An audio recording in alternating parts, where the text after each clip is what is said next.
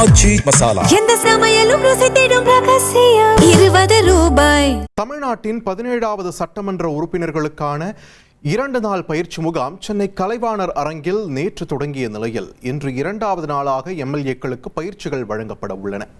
இதுகுறித்து செய்தியாளர் தாயுமானவன் வழங்கும் கூடுதல் தகவல்களை பார்க்கலாம். தமிழகத்தில் 17வது சட்டப்பேரவைக்கு தேர்ந்தெடுக்கப்பட்டிருக்கக்கூடிய எம்எல்ஏக்களுக்கான புத்தாக்க பயிற்சி 2 நாட்களாக நடைபெற்று வருகிறது. நேற்று கலைவாணர் அரங்கத்தில் தொடங்கிய இந்த நிகழ்ச்சியை முதலமைச்சர் விஜய் அவர்கள் குத்துவிளக்கு ஏற்றி நிகழ்ச்சியை தொடக்கி வைத்திருந்தார். இதன் தொடர்ச்சியாக சபாநாயகர் ஜேசிடி பிரபாகர் இந்த கூட்டத்தில் பங்கெடுத்து வந்திருக்கக்கூடிய எம்எல்ஏக்களுக்கு பல்வேறு விதமான ஆலோசனைகளையும் அறிவுரைகளையும் வழங்கியிருந்தார். அந்த ஆலோசனையில் பார்த்தோம் என்றால் சட்டப்பேரவையில் இருக்கக்கூடிய நூலகத்தில் கடந்த கால நிகழ்வுகளை எம்எல்ஏக்கள் அனைவரும் படித்து தெரிந்து கொள்ள வேண்டும். கடந்த கால தலைவர்கள் குறிப்பாக எம்ஜிஆர், ஜெயலலிதா, கலைஞர் கருணாநிதி, அண்ணாதுரை உள்ளிட்ட பல தலைவர்களுடைய கடந்த கால நிகழ்வுகளை அனைத்துமே சட்டப்பேரவை நிகழ்வுகளை அனைத்துமே படித்து தெரிந்து கொள்ள வேண்டும் என்பதை அவர் குறிப்பிட்டிருந்தார்.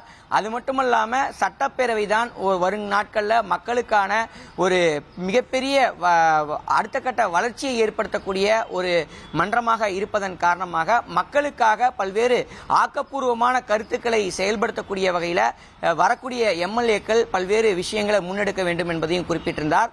அது மட்டுமல்லாம இப்ப இந்த 17வது சட்டப்பேரவையை பொறுத்தமட்டில் ஏறத்தாழ 146 எம்எல்ஏக்கள் புதியவர்கள் என்பதால அந்த எம்எல்ஏக்களுக்கு அவை மரபுபடி எப்படியாக நடந்து கொள்ள வேண்டும் என்பது தொடர்பான ஒரு விரிவான கருத்துக்கள் மற்றும் தகவல்கள் என்பது நேற்றைய கூட்டத்தில் வழங்கப்பட்டிருந்தது, விவாதிக்கப்பட்டது. இன்றும் கூட 2வது நாளாக இந்த கருத்தரங்கம் என்பது நடைபெற இருக்கிறது.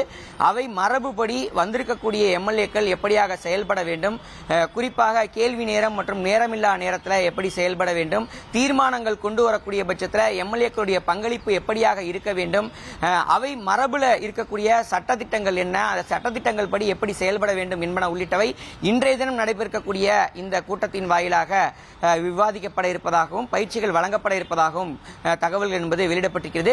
நேற்று நடைபெற்ற இந்த கூட்டத்தை பொறுத்தமட்டில் தமிழக வெற்றி கழகத்தைச் சேர்ந்த எம்எல்ஏக்கள், அமைச்சர்கள், அதே போல ஐயுஎம்எல், விடுதலை சிறுத்தைகள், கம்யூனிஸ்ட் கட்சிகள் உள்ளிட்ட கட்சிகளைச் சேர்ந்த எம்எல்ஏக்கள் பங்கெடுத்திருந்தாங்க. அதேபோல் பாட்டாளி மக்கள் கட்சியைச் சேர்ந்த எம்எல்ஏக்களும் அந்த கூட்டத்தில் பங்கெடுத்திருந்ததை பார்க்க முடிகிறது. மதிமுக உள்ளிட்ட சில கட்சிகளைச் சேர்ந்த எம்எல்ஏக்கள் பங்கெடுத்திருந்தாங்க.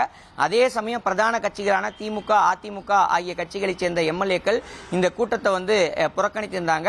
அதிமுக தரப்புல சங்கராபுரம் எம்எல்ஏ ராகேஷ் மட்டும் தன்னிச்சையாக அவர் தரப்புல அவர் நேரடியாக பங்கெடுத்திருந்ததை பார்க்க முடியுது.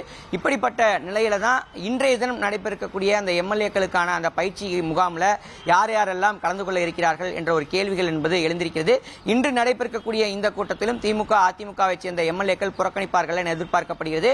முதல் முறையாக எம்எல்ஏவாக தேர்ந்தெடுக்கப்பட்டவர்களுக்கு அவை மரபுபடி எப்படி செயல்பட வேண்டும், எப்படியாக தங்களுடைய அந்த கேள்விகளை முன்னெடுக்க வேண்டும், மக்களுக்கான நலத்திட்டங்களை கொண்டு வருவதில் எப்படியான வாய்ப்புகளை சட்டப்பேரவையில் ஏற்படுத்திக் கொள்ள வேண்டும் என்பது தொடர்பான பல்வேறு ஆலோசனைகள் இந்த கூட்டத்தின் வாயிலாக வழங்கப்பட இருப்பதாக தகவல்கள் இருக்கிறது. முதல் முறையாக தேர்ந்தெடுக்கப்பட்டிருக்கூடிய எம்எல்ஏக்களுக்கு இது ஒரு மிகப்பெரிய பயனுள்ளதாகவும் இருக்கும் என எதிர்பார்க்கப்படுகிறது. எம்எல்ஏக்கள் மட்டுமல்லாமல் அமைச்சர்கள் பலருமே கூட முதல் முறையாக தேர்ந்தெடுக்கப்பட்டிருப்பதன் காரணமாக அவர்களுக்கும் இந்த புத்தாக்க பயிற்சி என்பது முக்கியத்துவம் பெறுகிறது. இந்த நிலையில தான் நாளைய தினம் தமிழக சட்டப்பேரவை தொடங்க இருக்கிறது. ஆளுநர் உரையோடு தொடங்க இருப்பது குறிப்பிடத்தக்கதாக பார்க்கப்படுகிறது. ஆச்சி மசாலா எந்த சமையலும் ருசி தேடும் ரகசியம் 20 ரூபாய்.